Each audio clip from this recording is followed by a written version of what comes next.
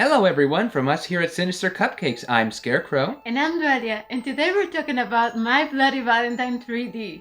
This movie is a remake of the 1981 Canadian cult classic of the same name, minus the 3D of course. We'll start with a synopsis, then move on to whether we think the movie was actually worth watching, and then finish with what we liked and didn't like, along with any fun facts we discovered along the way. Well, let's head up to the lab and see what's on the slab. The movie is directed and co-edited by Canadian filmmaker Patrick Lussier. Lussier? Well, he's Canadian, so we'll assume it's Lussier, and was written by Zane Smith and Todd Farmer, who also wrote Jason X, working from a screen story by Stephen Miller, who was the producer and co-writer of the original 1981 picture. It stars Jensen Ackles, who everyone knows from Supernatural, playing the lead role of Tom Henniger, Jaime King as Sarah, Betsy Rue as Irene. Playing Sheriff Ackles, we have Kerr, who is from such productions as Dawson's Creek, Charm, and the original Final Destination, and Chris Cornell as the mysterious miner. It also has a cameo by Tom Atkins from Halloween 3 Season of the Witch. The film takes place in a small mining town and follows a group of adults being stalked by an unknown killer dressed as a miner, who may or may not be related to a past tragedy in the mine 10 years prior. And all these tragedies happen to occur on, you guessed it, Valentine's Day. This movie is a mental roller coaster of mystery and should be classified as a psychological slasher film. Now, I know what you're thinking. Is this movie actually worth watching? The answer is Yes! The conventional plot of the movie keeps you guessing from beginning to end. It is a good mystery movie, a good horror movie. It is scary, gory, and full of surprises. Even if you have seen the original, this will have something you haven't seen before. It was designed entirely around the 3D format, so quite a few scenes have objects coming at the screen, many of which are quite shocking. The camera work is very well done and uses many creative shots. Additionally, the movie's metaphors make it come off as rather artistic at times, despite its disturbing content. It's definitely not a movie for the faint-hearted, as the scenes are just filled with blood and carnage. Sometimes maybe even unnecessarily so. There's a reason it's called My Bloody Valentine. There's blood everywhere. They don't go so far as to make it cheesy, but there are some scenes that will have you thinking that they went a little too far with the gore.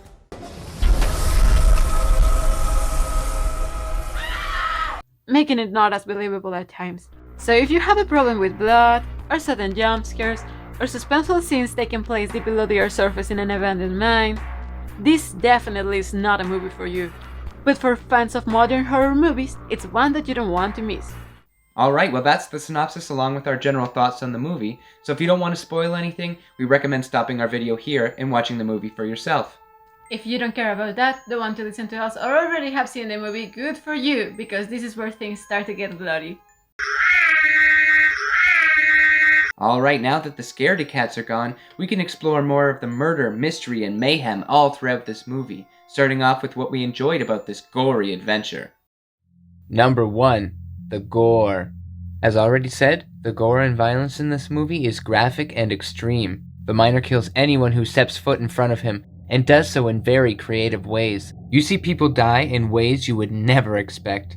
The fact that this killer is obsessed with pulling out hearts makes for many disgusting scenes that might just leave you gagging, and it is all the more impressive that most of the original kills were created by Lussier himself. Number 2. How the movie keeps you guessing. You spend every moment unsure of who the killer is, as you're constantly given evidence to make each character look guilty. Your opinion will change over and over again. You're never 100% committed to who you think the murderer is until the revelation at the end of the movie. And what a revelation it is! Number 3. Creative shots and camera work. Many of these scenes were done in a way that filled them with the air of Valentine's Day, making it seem like love is in the air, despite death also being in the air. The focus on love and romance amidst the killing, human hearts, and extensive blood makes for an interesting duality. It warms your heart and turns your stomach. Something about human hearts inside chocolate boxes is just sickeningly sweet. This is a movie you definitely want to see with your loved one, if only to keep your eyes open for red flags. So that's all the aspects of this movie that we like. We would love to hear which other psychological horror movies you can tell us about, so please leave a comment in the section below. Now we're going to continue with what we found a little bit problematic. Number 1. Odd choices made in the movie. The incoherent history at the beginning of the movie took me 2 attempts to understand, and if I was unable to rewind and watch it over again, I would have been completely lost. And I have seen the movie before, which doesn't look good for those who have never seen it.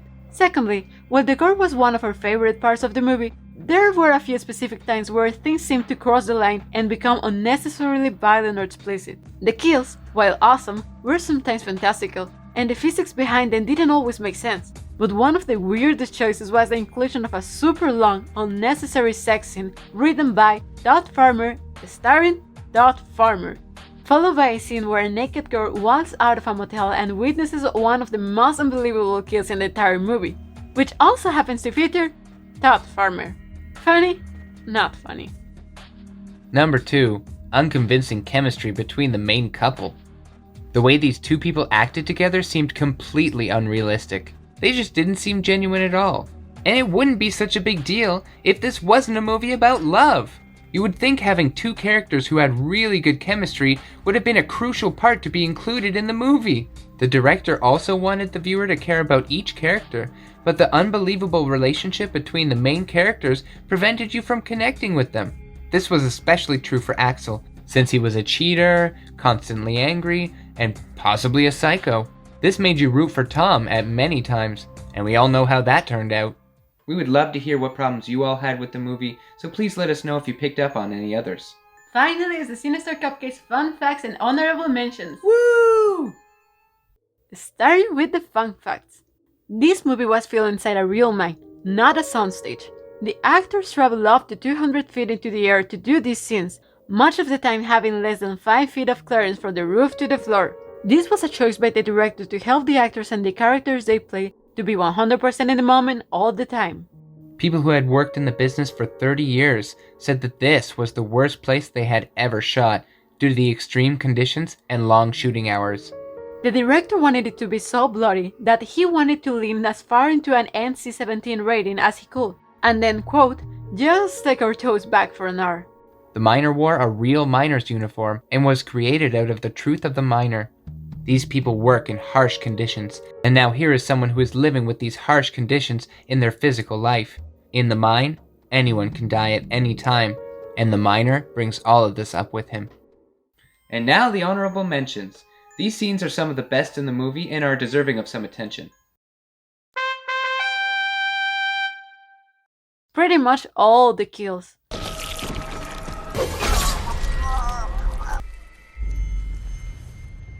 Happy fucking Valentine's Day. Specifically, the death of Megan Boone in the back alley. This death was extremely graphic and even artistic in a way. The scene with Tom locked in the cage and the big reveal later completely made the movie. This part was an incredible metaphor for Tom wrestling with his inner demons and came off as very powerful in the final scene.